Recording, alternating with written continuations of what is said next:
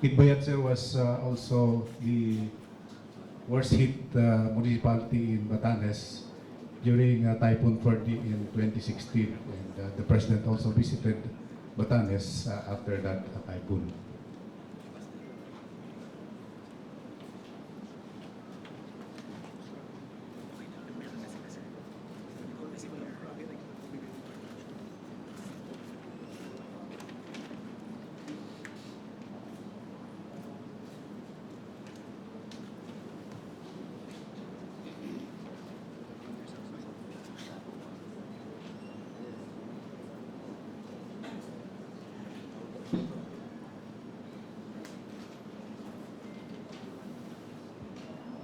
Next slide.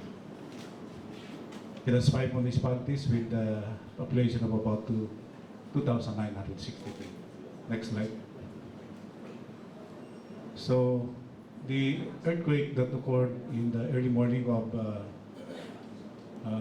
28 July, 27 July was a 5.4 magnitude earthquake, which was the foreshock as explained by Yusik Suluto to us, but there was a main shock which occurred at 7:37 a.m., a 5.9 magnitude earthquake, which is much bigger and stronger.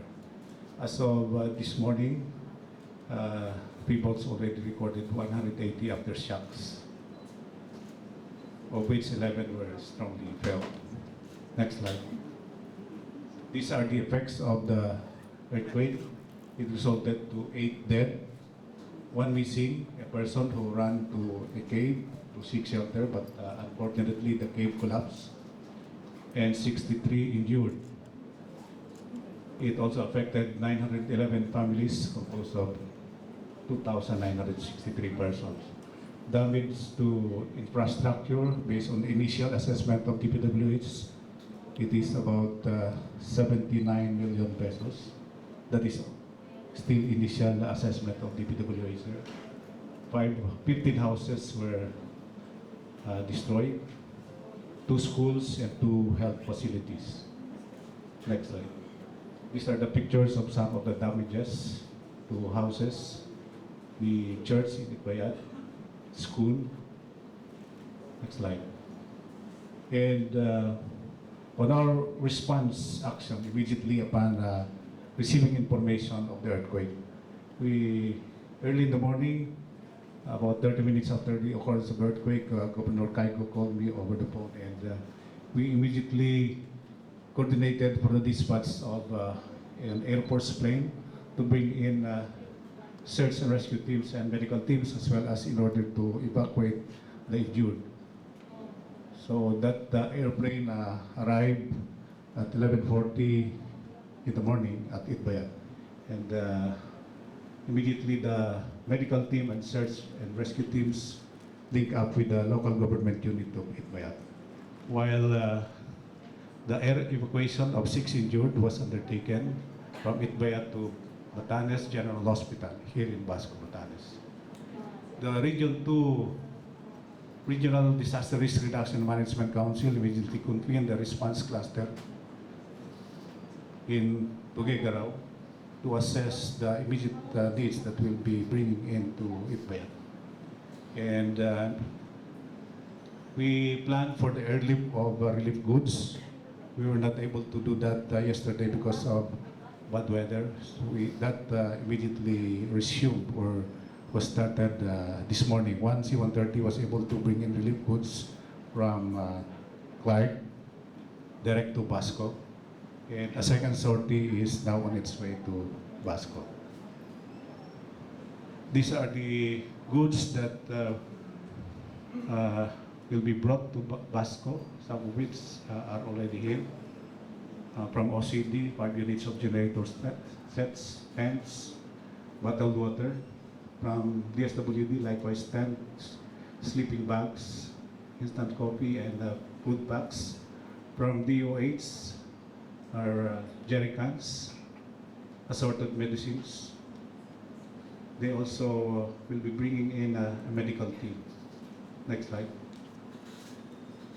From The provincial government of Isabela are the following: family food packs, generator set, water purifier, and desalination unit.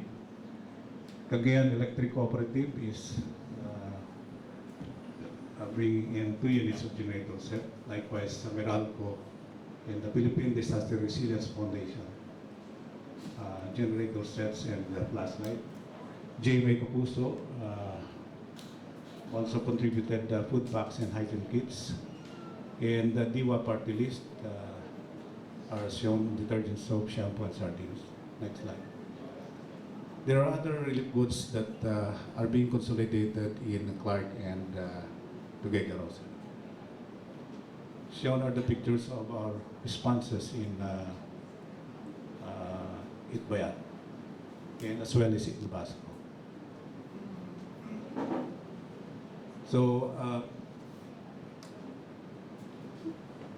teams or personnel from the regional government agencies of Region 2 are also in that second sortie of C-130 cell. They will be conducting the rapid damage and need assessment to consolidate the damage and needs assessed for Itbayat and recommend interventions from the different government agencies. And these are our recommendations for now. Some of these were already discussed in the meeting earlier, that we continue with the relief operations, such as the medical treatment and psychosocial support from DOH and DSWD, livelihood and financial assistance. DSWD and Dole was already identified this morning. Dole, in fact, committed to hire 100 people from Itbayat for their cash for work program for 1 month. 1,000. And DSWD will be giving out financial assistance for those with dead and for the injured, as well as financial assistance for those with damaged houses. NSA likewise will be giving financial assistance for those with damaged houses. For the repair of damaged structures subject to the submission of program of works and request, we will be facilitating that, and that will be coming from the different agencies concerned, such as DepEd, which has damaged schools, DOH, which has damaged health facilities, the other government agencies with damaged facilities. And likewise, we are recommending that the LGU concerned, the municipality of Itbayat, consider declaring a state of calamity, but subject to the compliance to NDRMC circular on the criteria for declaration of state of calamity. And that will be additional trigger for the assistance from other national government agencies. They can be assisted by the personnel from the different regional government agencies that will be coming here in Basco and Itbayat, sir. Next slide. This is my last slide, sir. The President mentioned about communications in his visit to the Operations Center in Campo Guinaldo during our preparation for Typhoon Ompong. And our compliance to that is the government emergency communications system being implemented by the ICT. But to expand that, I discussed this with Secretary Anyo. Maybe we can require the LGUs to procure radios HF and VHF, utilizing their local disaster risk reduction management funds. So they have funds for this. All they have to do is put it in their annual investment plan. And the ICT, as lead on the government emergency communication system, can brief later on the update on that. And for that procurement of HF and VHF radio by DILG, to ensure interoperability among LGUs and with national government agencies, I recommend that the ICT prescribe the technical specs that will be adopted uniformly by all local government units. So, may I ask Silor to brief the President on the update on the checks. Mr. President, ngayong hapon, recently we traveled to Dubai, where we partner with World Food Program, a UN body, who is our procuring entity for our government emergency communications van.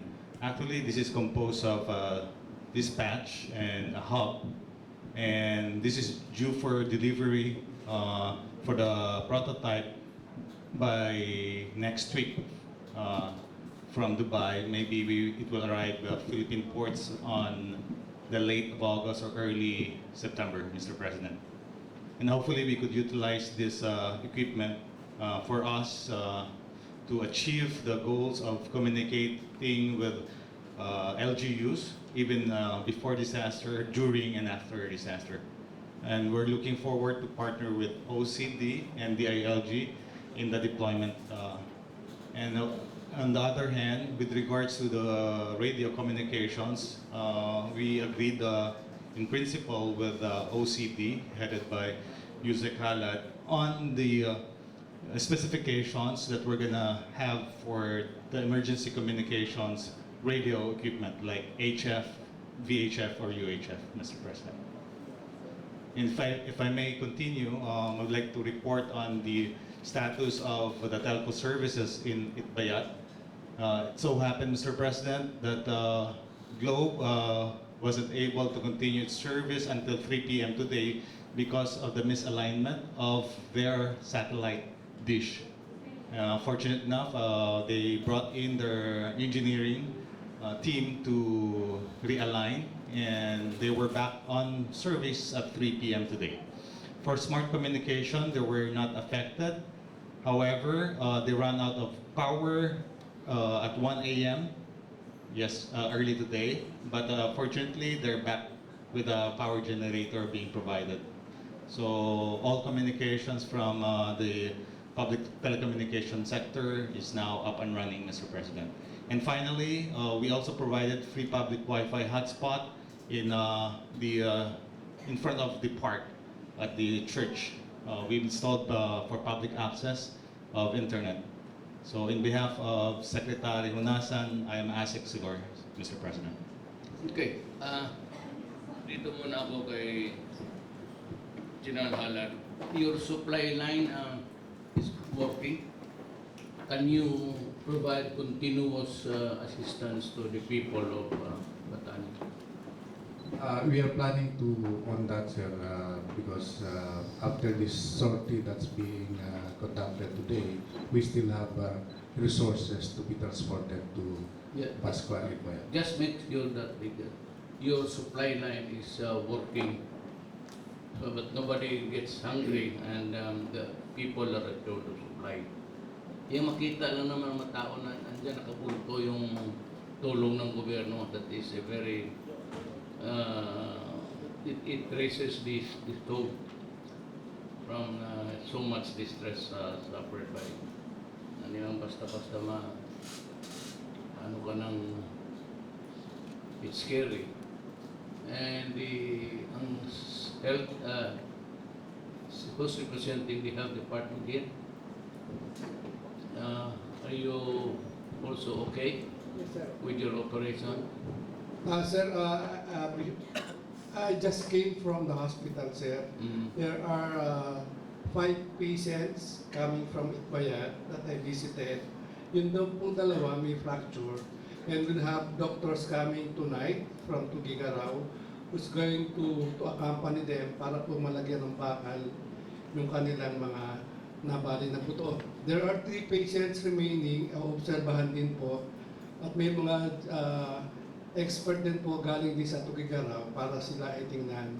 Magpapadala rin po, kasamang dadating ngayon, sir, yung team ng medical, mental, psycho-social support para po yung mga na-traumatize na mga kababayan natin sa Itbayat ay matulungan, maka-recover kaagad psychologically. So ito po ay patuloy namin ibibigay kasama po ng mga medical supplies na kakailanganin po. Tinitingnan din po ng Department of Health yung hospital natin doon, sir, na hindi daw po magamit dahil medyo structurally unstable. So, maggala po kami sa approval po ng Presidente ng pera na maipagpapagawa para po magamit kaagad. yung hospital at yung entirely new one. maaari pong But I am not keen on repairing. It's too expensive, and you are not sure of its durability or viability. So, bigyan mo na lang ako na what needs to be done. Bigyan mo ako ng ang estimate po namin initially na binigay po ng DPWH 40 million daw po ang kakailanganin. bago. Opo. Hindi po bago eh. Doon din po sa lugar na yun. Bago na po bago, Bernard. So, Ginawa na ng kontraktor. Saan yung kontraktor na? Patayin mo. Bastos yung kontraktor na. Well, anyway, I'll give you the 40 million.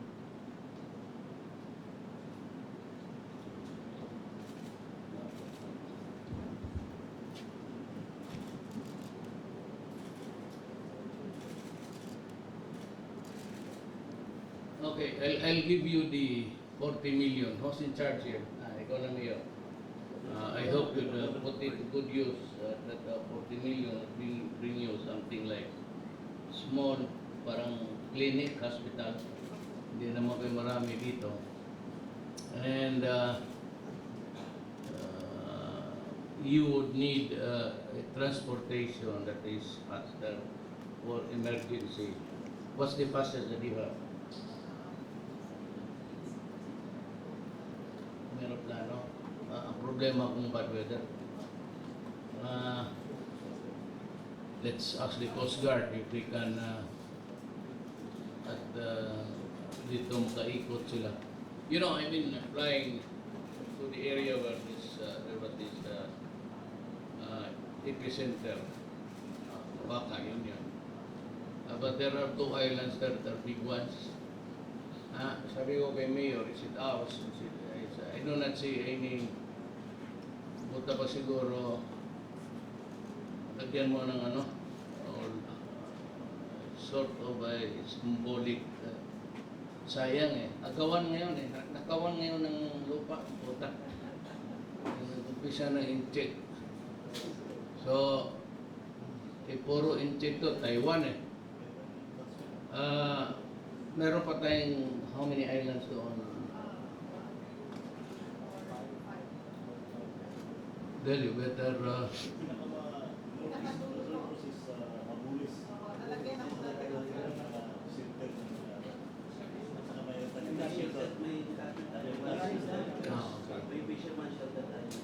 and we have we just got we acquired some sort of the fast boats. You might want to ask the Coast Guard to si ano dito, mag-standby lang. Palit-palit lang to patrol the islands from time to time, not every day, but just to assure that those islands will remain out. Kasi mahirap na ngayon. Nakawa natin ang China, baka upakan tayo doon ng mga mission na hindi natin kaya. But as much as possible, I'd like to that is one of the, well, kaming lahat, workers of government tayo, we're supposed to preserve the Republic of the Philippines. And whatever is ours should be very clear to everybody that it is ours. If we are no longer ready to go into that style again of the way China did it. It was not really something that we gave freely. Suddenly, they just, after that impasse there, when they retreated, yung barko, yung sila Albert, they went just to occupy the whole of, then started those buildings, which we were forewarned several times by satellites and everything, and all the powers that were chargeable with that knowledge. And America was even the first to scare us with what was brewing there. And, nobody did nothing. We did our part. Yun na naman talaga ang kaya natin is to seek peaceful means, and that is go to an arbitral tribunal. We lost, and pero nandoon na sila. When we talk of reality, we talk of control, not even possession. Who is in control of that body of water? If it is not us, there's no amount of rhetorics there about going anywhere and protecting. If you are not in control, you cannot protect what is not ours, because they are protecting it under the claim of ownership also. Yan ang mahirap. So, huwag na natin habain yung salita nitong mga as if kung sila dito, kung kaya nila. Ganon. If you are not in control of the property, if it is yours, so you claim, but it is also taken by force from you under also a claim of ownership, that mothers up everything. Because then, he is not only getting something from you, he's trying to recover in his mind something which is his. Yan ang problema dyan ngayon. That makes it, it's not a question of a wrongful possession or an appreciation or acquisition of a piece of land. It's a group of land which was ours by entitlements sovereignty. But definitely, it is not within our territorial. We have sovereign entitlements binigay sa atin. But to claim it as a sovereign, it's not. Some of us are itong mga are pulling out here. We don't. It's not an invasion of a sovereign land or territory. It is the entitlement of that was given to us by virtue of the exclusive economic zone. That iba yun.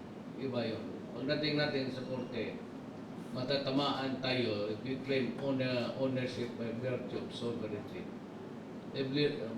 Lahat ng abogado dito would tell you that we have the. It's not.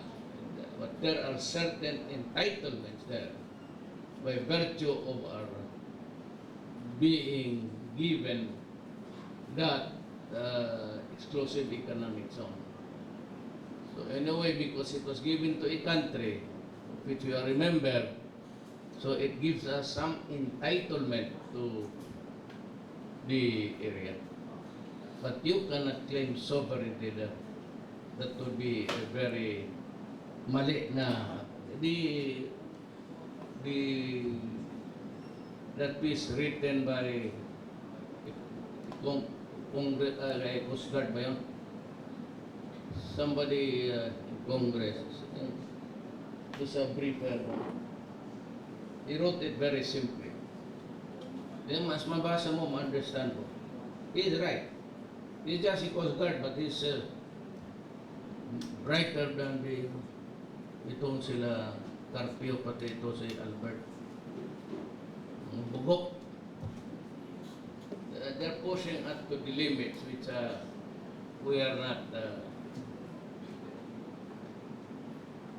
Because before ganito yan, before the countries grew, before the countries were known as United States of America or China or Philippines or Indonesia for that matter, historically may mga tao na dito.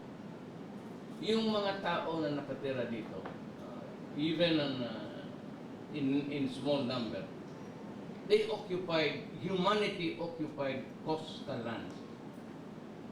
Their citizenship was not known at the time.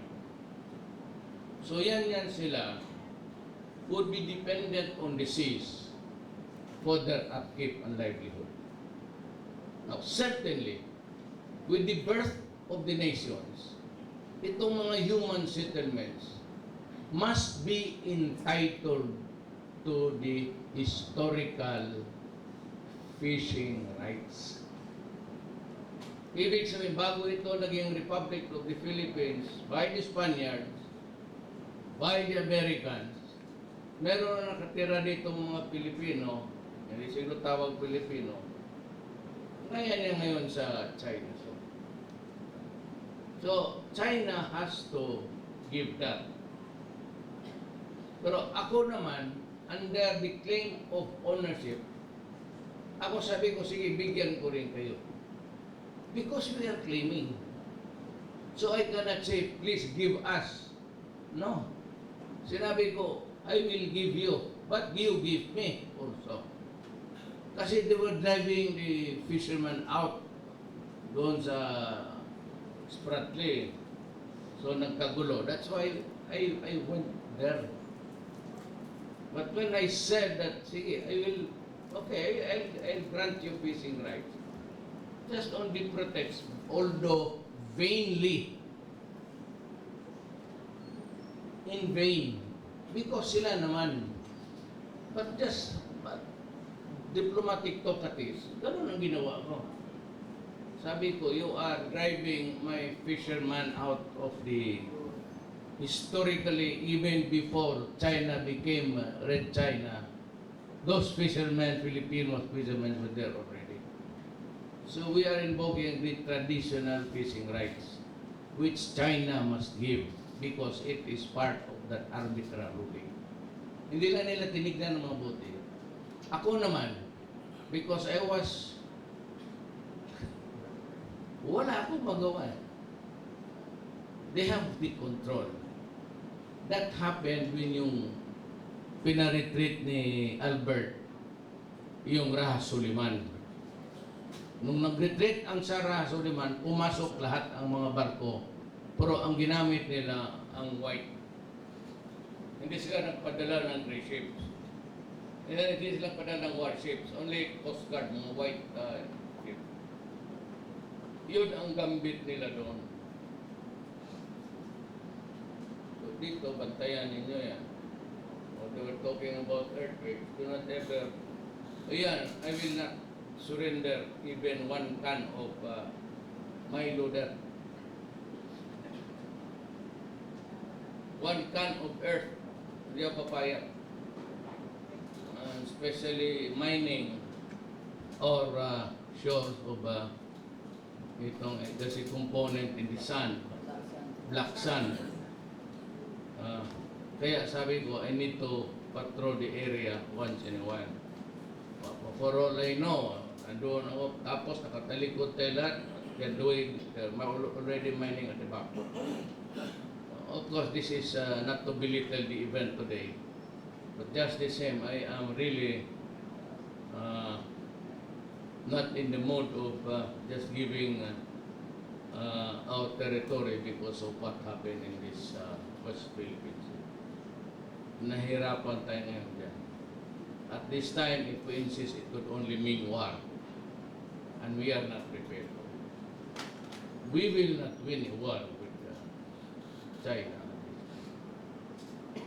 Sirain muna siya ng ibang, there might be a war.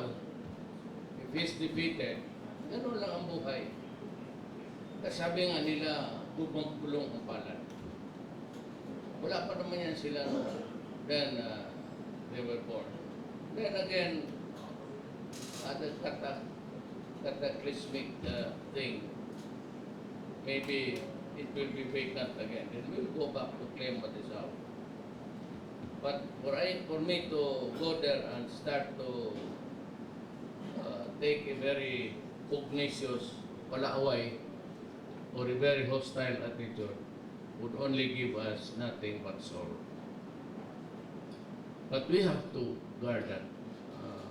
I want some of them total strategic points where we can see each other's territory na hindi nakukuha. And I'd like the military to handle that. Maybe the Marines, because Marines naman are you are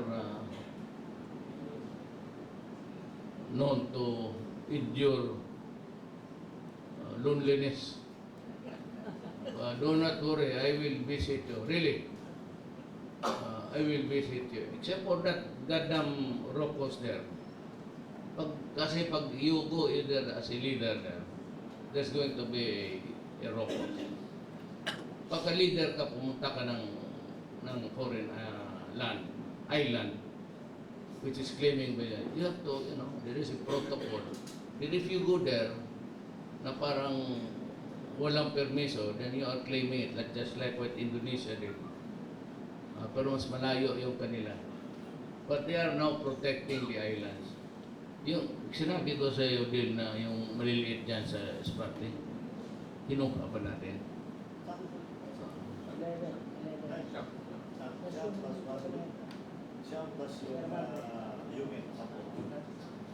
Diyan ko ilagay yung mga squatter, tigas ulo. Yung sirain mo na, tapos balik na naman, magagalit sa simato niya. Hindi niya malinis yung... Pero, alam mo, this thing, the islands there, I was flying almost, hindi naman cry, but I was felt with a deep sentiment for my country. Magaganda ang naiwan ng tignan ninyo maya, take ko. Huwag mo lang, piloto, kung sabihin mo kung sumali, baka may mga clip pa dyan na malalaki. Maganda. Well, you might want to just make a 380. Magaganda.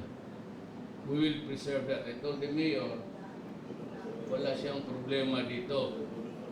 Hindi ko ba wala kang droga, criminal, food upper, wala rin. The Marines and the police will see to it that that is maintained. Kaya pag nagsasalita ko ng insurgency, si Secretary Ani sa aming training, lumalabas po kasi Oh, you are talking to the wrong woman. Basta yan kung punta dito, magtago ng droga, ilang bang, dito? Totoo. Ang order ko is, tapon mo doon sa bandang Taipei na, tabong dira. Just do it, among bahala. Basta yung bad boys. That's the last thing that they should allow. Ganda ng lugar mo. Hintayin. Ganda na maghingi na masyadong improvement. Rather, kung ako,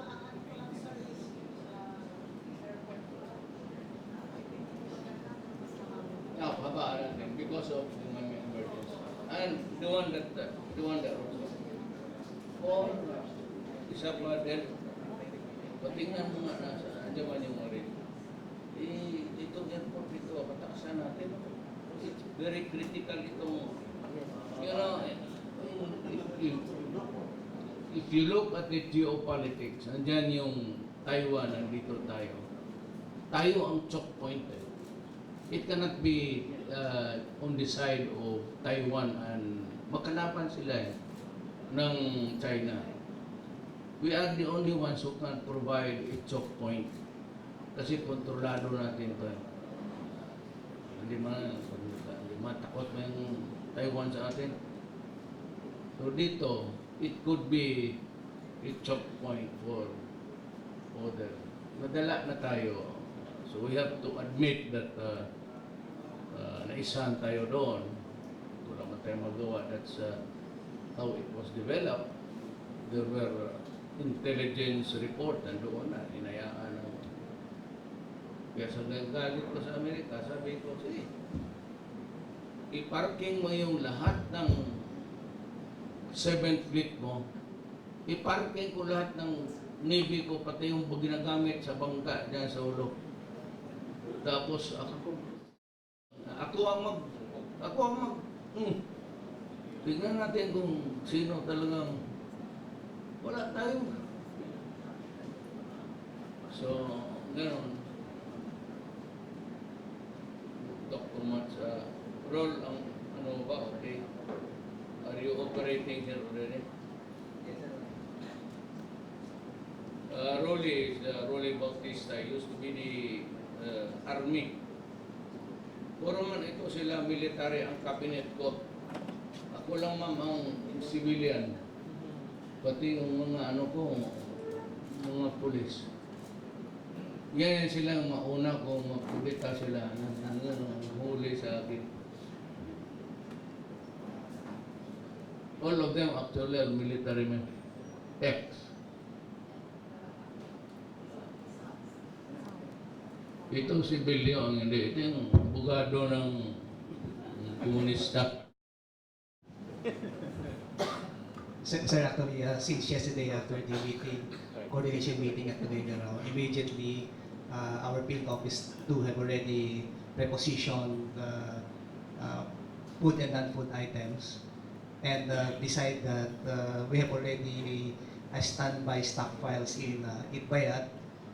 And this afternoon, another food items were brought in to Itbayat using the quotas.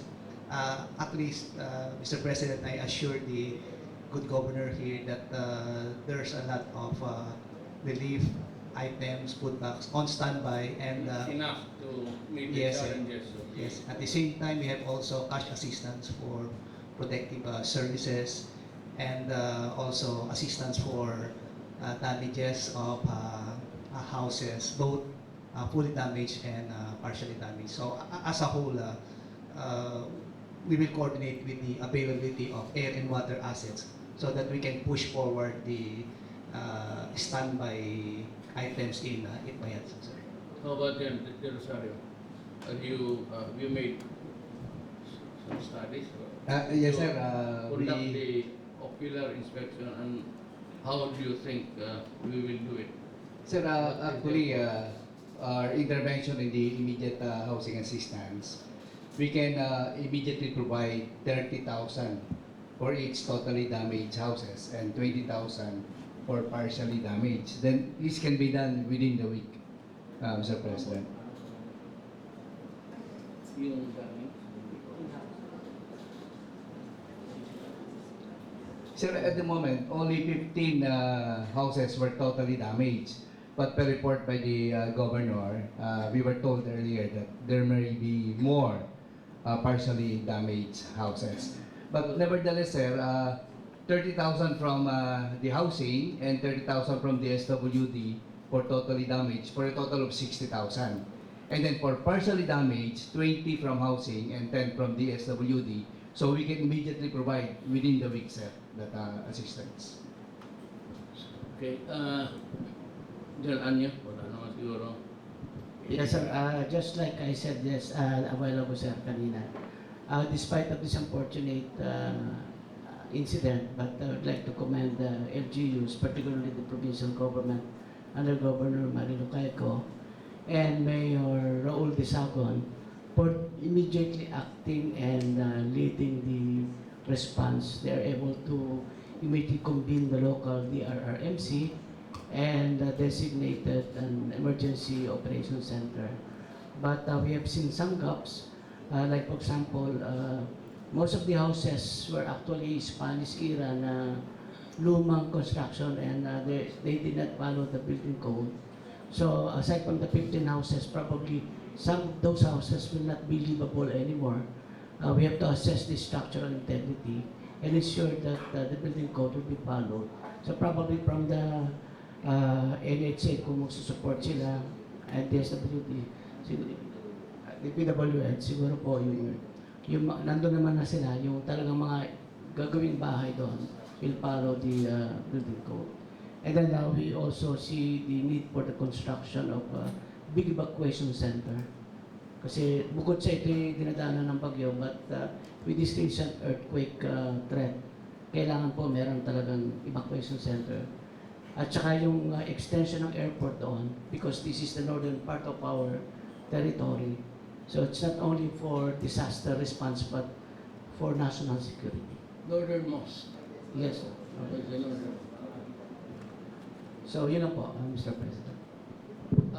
I'm interested on the project of extending both the runways for national security reasons. It could be a very crucial factor in the days to come. Not in our generation, but alay mo, it would be good to be prepared so that if you have to defend those islands there, you have to have a launching deck somewhere here. So, let me just ask you, ito ba, Ed, when you try to reconstruct, would you be using the same material? Yung lime, yung bato na? Sir, it should be in accordance with the building code that it can withstand 7.2 magnitude earthquake and 250 km per hour. And that Mr. would President. be mga hollow blocks na with bricks. Yes, sir. But the key, sir, is the making a strong foundation. So the houses now do not have any steel because they were constructed more than 5 decades ago. So kailangan sir talaga dito observance of the building code. Ibig sabihin nakita nating mga classrooms, kung ginawa yun in accordance with the building code, dapat yung 1-2-story building hindi siya na-apektuhan. Well, it was the culture of the time. I mean, I can even not only accept but forgive. Well, those were the things that were available to them maybe 5 decades ago. So, about time that we will do our part. We are the generation that's given the chance to maybe give the life-changing things here. Kung ano, meron pa naman siguro kami, I can give you the 40 million. What's that for? Oh. We are, if there's somebody I'd like to say a piece, yes, we're running out of the sunlight. Actually, before you arrived, we had already a meeting with all the staff. Alam ka ni Do I have a copy of that? Gobernador at saka ni Congressman kung ano yung mga interventions na gagawin ng each one of us. It was presided by the courts, Secretary Bello. Now, you mentioned a while ago, sir, about sustaining the supply here, supply line. The AFP is actually positioning gasolina rito para sa aircraft natin because they will commit the following transport here: 1 C-130, 2 C-295, 1 N212I, 1 F-27 para sa pag-transport ng mga goods from Manila. Yun naman dito, papunta-punta doon sa Itbayat, 1 Sokol, 1 AW-109 ng Philippine Navy, at saka 1 is-76 yung rescue. So, in a couple of days, Mr. President, dito na lahat sila, they can support the rehabilitation of Itbayat. Yung namang pag-transport ng mga materials, because it will be coming from the mainland, pagamitin natin yung ating malaking Philippine Navy ships to transport the equipment to Itbayat. Malapit lang na. But what about, I'm asking you, what about the wharf, the quay, yung Pantalanga? Do you think we need to improve on it?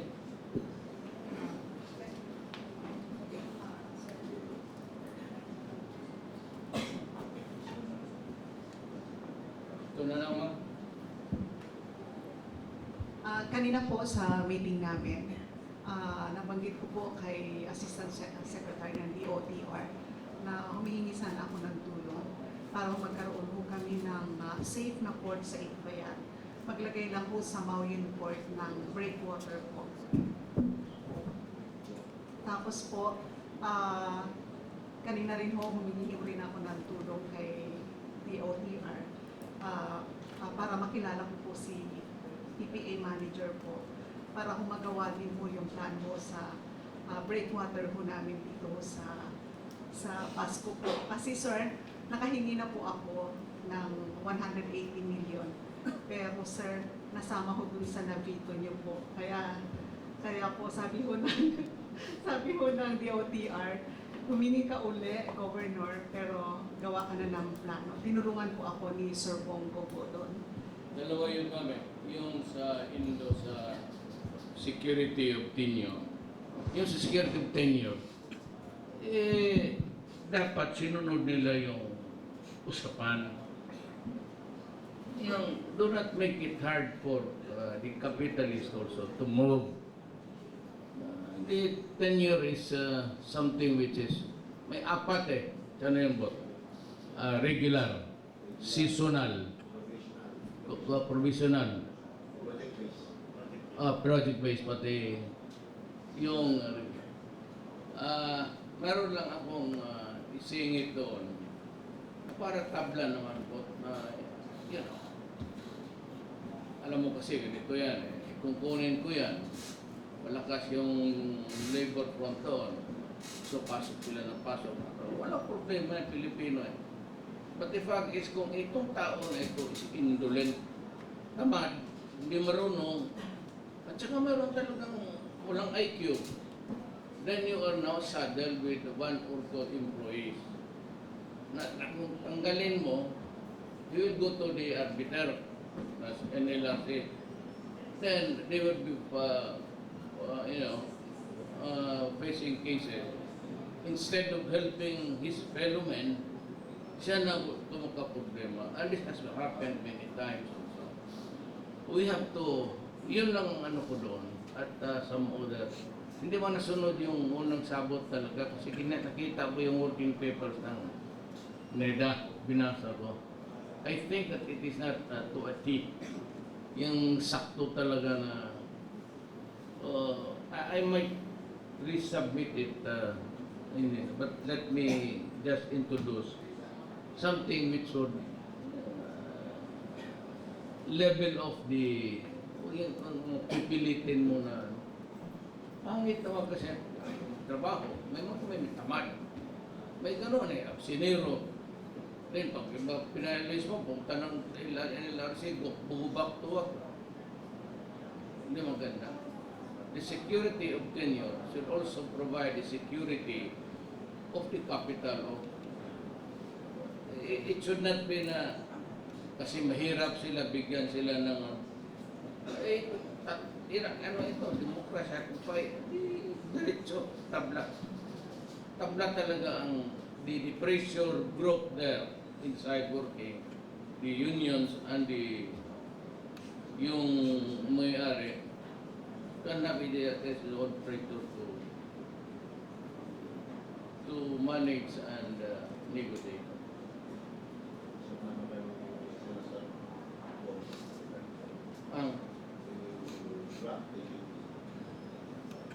Alam mo niya, kasi sinabi ko hindi ko pwede. It's not fair to, even if he's a millionaire, even if he's a Lusotan, fair is fair. So, para wala nga.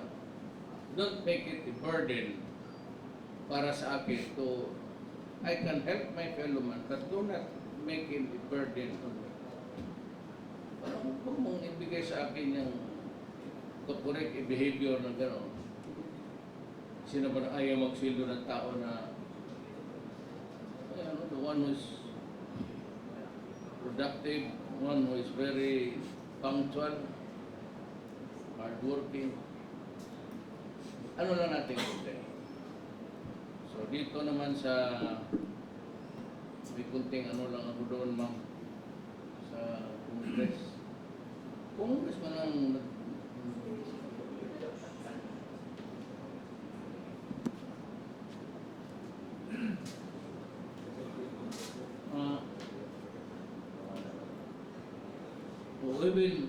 we will retrace your what? We will retrace where your money went. You magic. project na. Kaya ko, binito yun eh. Mahirap to. I will be, ganito ko yun. The next project. Ilagay ko yung pantalan mo, pati yung airport. And I can assure you, hindi ako yung, I will assure you that we will divide the resources of the country fairly. Lahat Ilocano, wala akong ano dyan. Ay, ako mga cabinet members mo, puro Ilocano. Halos, so, totoo. Totoo. Dula, ito, Bebot, nasama ko na Dormitorio sa law school. Bebot, pati si Gulay, yan yung mga yan. Ito si Dilpin, siya yung nagdala ng 2nd Regiment sa Davao. Rolly naman was there, naging task force Davao. John Anyi was, isang beses lang kami nagkita, but napabilib niya ako.